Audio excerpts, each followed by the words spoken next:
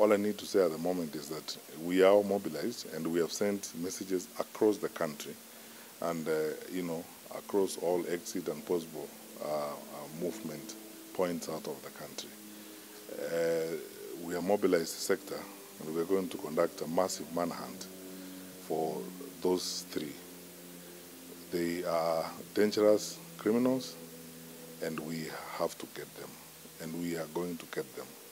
As I speak to you right now, some of our special teams from our security forces are already hot in pursuit of these people, and we are following up whatever leads that we are getting from members of the public.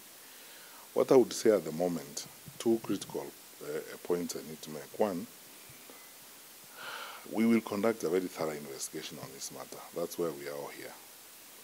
And I pledge personally that we will not only go the direction investigations will point us, but we will act resolutely to ensure that this kind of recklessness does not happen ever again, because it exposes our people, as it were. Definitely there is a certain level of responsibility we have to deal with in this particular case. That said, I want to ask members of the public, because most of the disruptions that we have successfully done, I have to be very honest, have been as a result of very cooperative behavior and conduct by members of the public.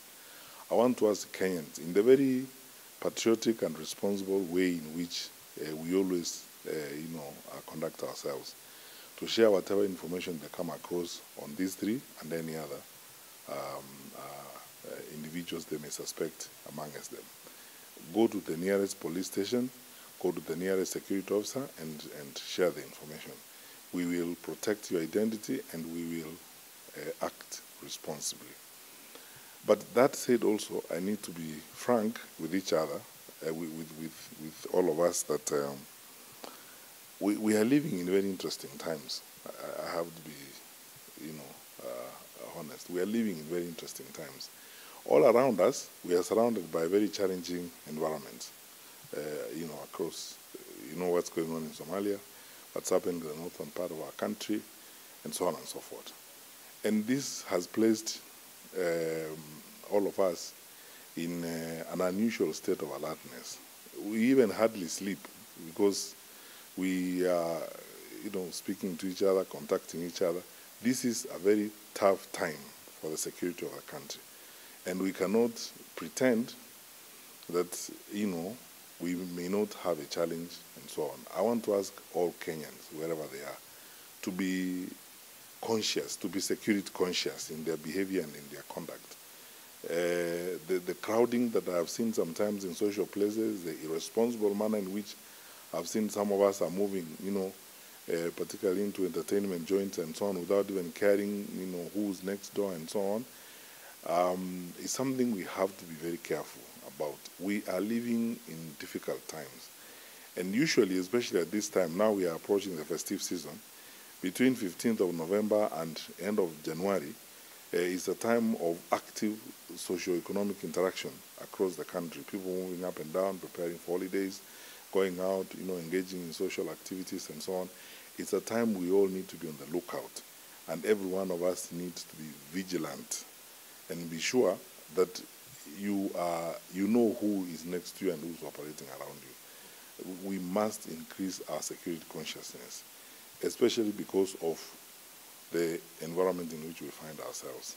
And we've never gotten here before. We've had some challenges in the past, but when we have almost 2/3 of our neighborhood experiencing very serious security challenges, and I am so grateful to our men and women in uniform and the entirety of our security sector, all these wonderful people who are awake here and are going to be awake for the next several hours, ensuring that, Kenyans go about their activities well. But let us support them, work with them, and cooperate with them as they try to keep our country safe. That's all we can say at the moment. My colleague, the Inspector General of Police, and the DCI, and the rest of the teams are on this matter. And I pledge to Kenyans, we are going to remain committed to ensure that we remain safe and we go about our activities responsibly. It's unfortunate that this has happened, but it's a mistake that we will correct, and it's a matter that we will deal with.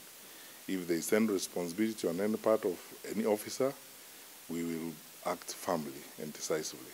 As I said, we have several of them in police custody. We'll get to the bottom of this. Mr. Kinoti is on it, and IG Matiang'i, and we'll come back to the public when, as the progression, emerges in these investigations. Thank you. How did it happen? No, that is exactly what I don't want to comment about, because investigations are going on. We have spent a good part of our evening here, and we have taken information and taken statements. I don't want to run sideline comments when investigations are happening. I have said this before. You know, the security sector is very sensitive. When our police officers are hot, in pursuit of suspects and they have leads and information, I cannot now go to the media and start describing things and saying things that we see. Just let's be patient. I know the need for to answer certain questions, but let's be patient and give these wonderful people an opportunity to do their work. And I'm personally happy that good work is going on. Does this worry, especially after one guy was arrested in another recently, and this incident happened? No, I mean, the world over, this is something that we need to know. The world over, and when societies have grown, such as, ours has grown, Nairobi's population has grown, we're very active people moving around. Terrorism is a reality that we are dealing with, all of us. It's a challenge that we are living with. All we strive all the time is to make sure that we are ahead of the criminals, as it were, and we can disrupt whatever actions they plan. It's just that we don't talk about it all the time. If you know the amount of work that our security people have been doing over the years to deal with these issues, we don't want to scare anyone and cause anxiety. But a lot of those efforts have been disrupted, which means we are always at least a step ahead, in terms of some of these activities. So no one needs to be unnecessarily anxious, but I would like everyone to be alert and everyone to be sure that even as you go about your activities, you are sure, you know who's your neighbor, who's around, who's doing what they're doing, and so on, and to cooperate with our police officers, share information with our police officers. We are as safe as we are conscious ourselves. If we know what's happening and if we suspect something and share information with the officers, that keeps us safe. So that's fine. The officer arrested, the person arrested in Hata is just one of the many arrests that have been made before, and many investigations that have been done before. That is the job we do. That's why Kenyan taxpayers, pay for security officers to look around for these kinds of people, to arrest them, and we arrest quite a number of some of these people from time to time. Some we follow and investigate and discover there are certain things we need to do. Some we take to court. Some help us with information. So that's our way of life now. That's why we are here after 10:30, and that's why we are awake. We are awake so that Kenyans can sleep. Thank you.